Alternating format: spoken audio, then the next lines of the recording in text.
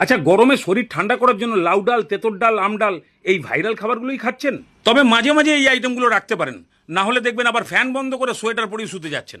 তাহলে এরকম ছোট ছোট বেগুন নিয়ে এসে বোটাটা সামান্য একটু কেটে দিয়ে চার ফালা করে দেখে নিন ভেতরে কেউ রেস্ট নিচ্ছে কিনা। তারপরে ভালো করে ধুয়ে ফেললেই বেগুনটা রেডি হয়ে গেল। এবার একটা হেভি সেন্টেড মশলা বানান। জিরে মৌরি 1 চামচ করে, লবঙ্গ, ছোট এলাচ, দারচিনি আর শুকনো লঙ্কা সবই 3-4টে করে, আর 2টো তেজপাতা সামান্য একটু ভেজে নিয়ে ঠান্ডা করে গুঁড়ো করে ফেলুন। ঠিক এই টাইপের হবে। নিন, এবারে কড়াইতে বেশ খানিকটা রিফাইন তেল দিয়ে বেগুনগুলোকে দিয়ে দিন, ভালো করে ভাজুন। মোটামুটি 80% মতো ভাজা হয়ে নরম হয়ে গেলে যতটা সম্ভব তেল ছেঁকে তুলে নিন।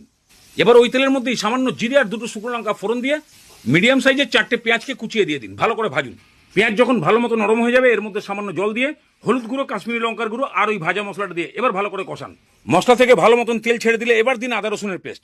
ঠিক যেভাবে দেখাচ্ছি এভাবেই করবেন। মাত্র 2-3 মিনিট এটাকে ফ্রাই করে নিয়ে 20 টাকার মতো মাছের ডিম ধুয়ে ভালো করে চটকিয়ে দিয়ে দিন। মিডিয়াম ফ্লেমে 2-3 মিনিট ভালো করে কষালেই ডিমগুলো সব ছাড়া ছাড়া হয়ে যাবে। সেই সময় দিয়ে দিন 3টে মিডিয়াম সাইজের টমেটো কুচি আর 4-5টা কাঁচা লঙ্কা।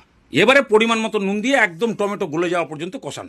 ঠিক এরকম টাইপের টমেটো পুরোপুরি গলে গিয়ে তেল ছেড়ে দিলে এবার বেশ খানিকটা জল ঢেলে দিন।